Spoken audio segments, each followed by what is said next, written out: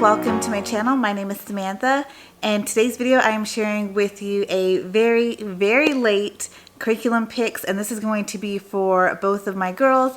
I have one of them that is in the 5th grade, and then my other daughter is, we say every year we call her an ish grade or a half grade, which and I'm pretty sure with all of you homeschoolers that kind of resonates, and so we kind of scale things up and scale things back for her.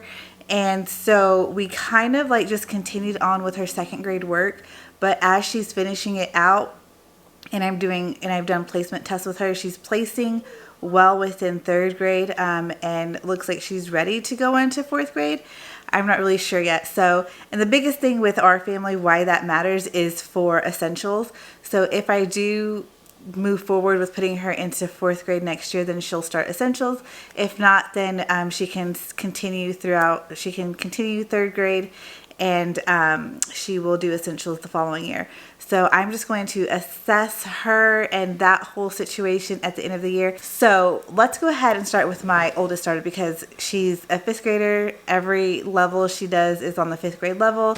The only thing, she reads at a higher level, but everything else is right on track for her to be a 5th grader, and she'll be in 6th grade next year. So this year for my 5th grader, for her math, we used the Simply Good and Beautiful Math 5, or we are currently using, I should say. And last year in 4th grade, she did the Simply Good and Beautiful Math 4. I was really excited about this math when it came out, but halfway through this school year now, last year I think was kind of a honeymoon phase.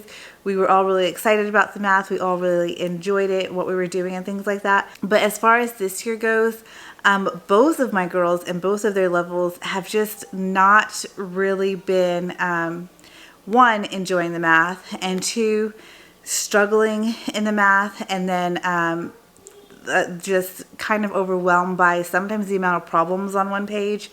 And then just for both of them, I noticed that the new concepts that are being taught, it might just be the spiral approach. And in the past, we've done Math-U-See, which really worked well for all of my kids.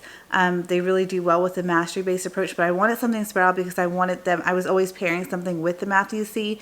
So I thought this math would be good for them because it was spiral, so that they were constantly getting that review.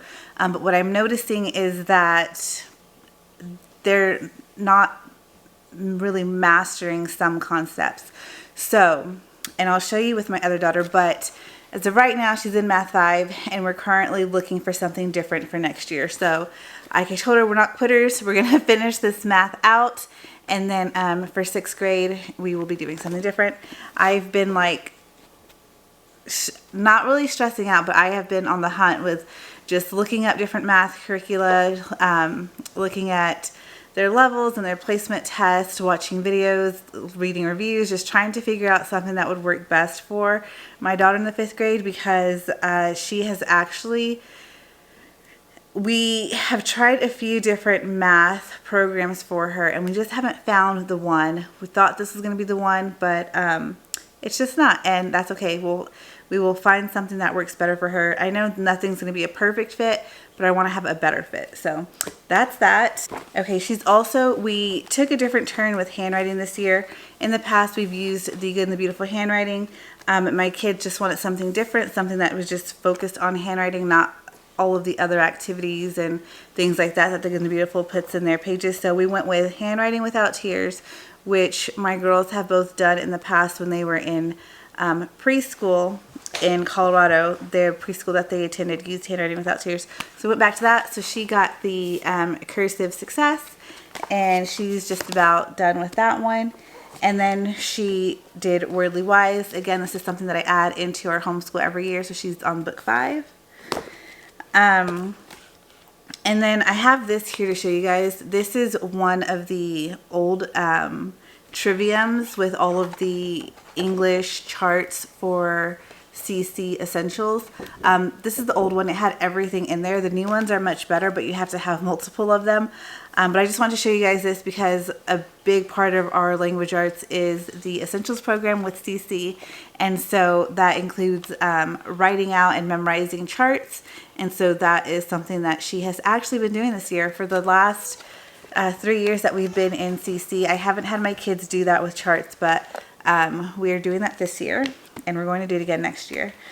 And so she doesn't, and for grammar, just to give her some extra practice, we are using Fix-It Grammar this year. I didn't really know. I initially had bought this for my son actually to do in the summer, but he ended up not doing it and not needing it. So whenever the time came for school to start, I just passed it along to her. And so this is the level 3, which is pretty high considering she's never done Fix-It Grammar before. But she was able to jump right into it and start it with ease because I think of all of the drilling that she gets in Essentials with CC. So she's on the level 3. She's not even halfway through this though, because it's not something that she does every day. It's on a loop because we do the charts and all that. So this is on a loop along with some of these other language arts things that she has. And so this, I think she is going to just take with her into 6th grade, unless somehow she starts to get through it all and finishes it. And then for writing, as you all know, being a CC family and in Essentials, we use IEW. I have a video here all about IEW and all of the extra resources that you can use for the program as far as like the student binder and the parent binder. I have done all of the training videos that IEW offers to parents and teachers actually. So this year we are doing the medieval history based writing lessons. So this is the last in the 3 of these particular ones that we do in CC. So next year will be her first year to do the US history one, but I've done that one in the past with my son. And so I actually really like these history theme based writing lessons. I absolutely love IEW, and now that she's my second kid in it, I think I can firmly say that it works well for all kinds of learners because my oldest son who did IEW and her are very, very different in their learning styles, and IEW has worked great for the both of them. And then the other thing that she has on a loop just to get a little bit more practice, and I think this is going to be the last year that she does this, that she adds this in, and next year I'm just going to spend more time with her digging into the sentences actually provided by CC in Essentials. But this year we did add on the level 4 language arts and literature, which also comes with the spelling and writing. And so because she's already doing IEW, she only does the spelling workshop in here and doesn't do the writing workshop. So every time, every lesson, and she doesn't do this every day either. This is also on a loop. So I don't even know that she'll get through the entire thing this year, but it's something that we had. And if she doesn't finish it, maybe we'll carry it on to next year. But I know for sure we are not going up to the next level after this. All right, and that's all that I have for my 5th grader. I'm not sharing with you guys, again, I already did the video on our family subject, so the Gather Round units that she has, Bible curriculum that she has, and then also all of her books that she's reading this year. They all match with the medieval history from IEW. One of the really neat things about IEW that I love, one is if you didn't want to do a separate vocabulary program, which I think we are not going to do Wordly Wise next year, they have the vocabulary that matches with everything that's in here already at the back of the book. And she didn't do it this year, but normally I have her take out the cards and practice those. But that just wasn't something that we started this year. So if you do these history-based writing lessons, I can't speak for any of the other IEW programs because I haven't done them. But as far as these themed history-based ones, it has here where you can add literature. So what I do at the beginning of the year is I just go through and I look and I see which of the books are on her level and that she would be interested in reading. And then I just pair books for history with that. So she did read a King Arthur book, she read a Robin Hood book, and she's actually reading The Door in the Wall right now. And then her next book after she finishes The Door in the Wall, is going to be Adam of the Road. And then if if she has time, she may or may not read Crispin. The thing is, a lot of these books also pair with what's being read in Challenge A. So I have Crispin because my son is in Challenge A and he read it. So I might go ahead and have her read that one, which is also why I had her read The Door in the Wall. It was a part of Challenge A. We already had the book. And so why not go ahead and have her read it? And then that's at least one time that has had it read. And then when she goes to Challenge A, it's just something that she can reread to jog her memory. So that is the 5th grade stuff. Let's go ahead and show you guys what my second-ish grader is doing this year. And start with, she has her cursive, or she has her handwriting, which like I mentioned, we did handwriting without tears this year. So hers is cursive kickoff. And I'm pretty sure my 5th grader, I'm not going to do a handwriting program for her next year. I've already been looking at some curriculum that I'm wanting to switch to and things that I want to change up for next year. And I can do a video talking about that, like what I'm considering. But yeah, that was their handwriting this year. And so let's go ahead and start with math. I have two math programs here for her. First is, and I apologize, she's 8 years old and she's had this book for a while, so it does not look very pretty. But this is, you can't tell, it is the Math 2 from The Good and the Beautiful. And this is the book that she had last school year. And what happened is she had this book last year and it moved kind of fast for her. And so we put this book on the back burner and I got her another book, and it was another Math 2. It was another level 2 math book, and she completed that. And so at the start of this school year, we went back to this book and we've been working through this. And the concepts, some of the concepts are just not sticking with her. And so I keep having to pause this book and add in like other workbooks to like drill those concepts for her, whether it be, I don't know, adding double digits or money or whatever it is. I'm having to add in separate workbooks, pause this, add in a separate workbook, work on that concept with her in that workbook, and then go back to this math until we hit another bump in the road. And so that's what's going on with this one. So this one we are slowly working through, and it's kind of on the back burner again because I asked her what she wanted to do for her math, and a math curriculum that she has really enjoyed in the past that we just put on the bookshelf to try. The Good and the Beautiful math that we already had was Math UC. And so we just pulled this book back out, and so it's math, it's the beta math, so it's multi-digit addition and subtraction. There's some measurement in here, some time in here, and some money in here as well. So we're just going to work through this as we go along, and then just see how the concepts stick with her better after working in this. I had my oldest daughter a couple years ago do the Gamma version of Math UC, and we didn't really like it, so I don't want to put her in the Gamma level. So I'm probably going to be switching them both to a different math that's kind of like a pretty good split of Mastery and Spiral. And so far I'm looking at Life Pack Math and Christian Light Education.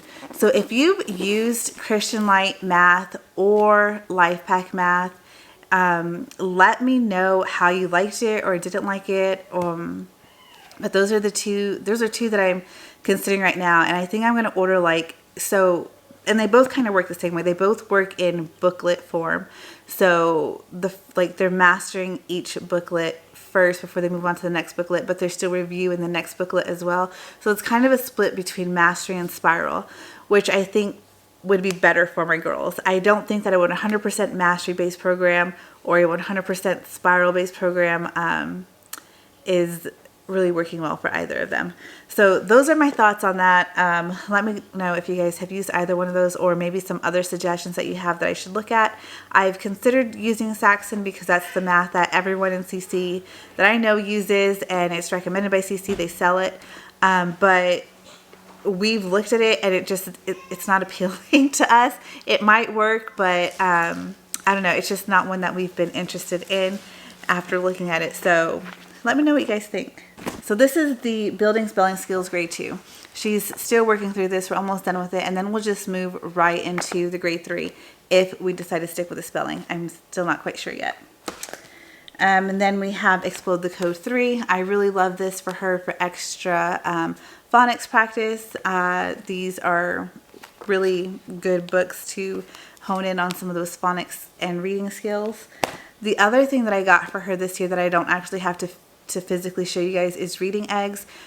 So reading was just an area that I really wanted to focus in with her on this year. So we kind of just been taking these really slowly with her, but she's had like this light bulb go off, and reading has gotten much easier for her, and she's like starting to gain at a much faster pace now. So I think that pretty soon we're going to start moving through a lot of her stuff a lot quicker, which is nice.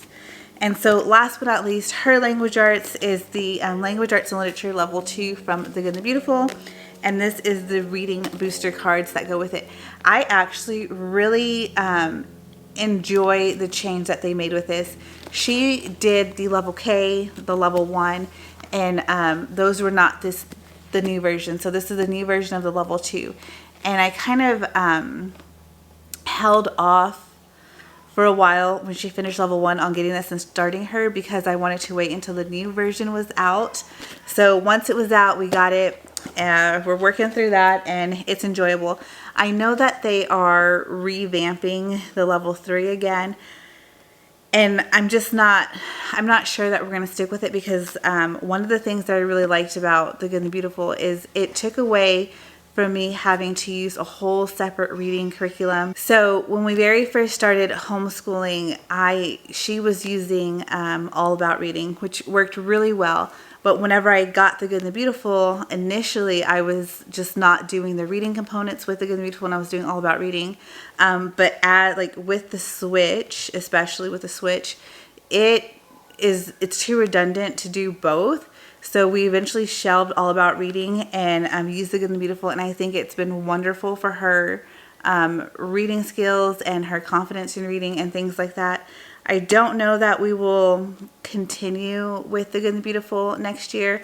There's just other parts of it that sometimes it just seems like there's too much fluff with it that she just doesn't enjoy. So there's some like activities or exercises that we just don't want to do sometimes. And I know we have to do hard things, but as far as like in our homeschool, she is the type of worker who wants to get in and get things done without all of the fluff. And so I think sometimes the lessons can be a little too fluffy for her. Same thing with the math, can be a little bit too fluffy for her. And so we're looking for other things. We might do the Level 3. I'm not sold. It has I don't have no idea what it looks like yet. So I'm going to hold off on my decision until seeing what the new level will look like and how it will follow this one. Otherwise, we might switch. And I have something in my eye now. So that is all of the homeschool for my 2 elementary aged girls. I hope that you guys enjoyed this video and seeing what we're using in our homeschool this year, and also getting a little glimpse of like some potential changes that we're going to be making. So even though this video is something that I normally would have filmed at the beginning of the school year, it was kind of nice to do it this way because we've actually been using the curriculum and able to tell you if we're liking it, how we're liking it, or not liking it, and if maybe we're going to make some changes or not. So I hope that this video was useful or insightful in some way. So if you guys enjoyed this video, please go ahead and hit the like. If you aren't already subscribed to my channel, please go ahead and hit subscribe, and I will see you guys in the next video. Bye!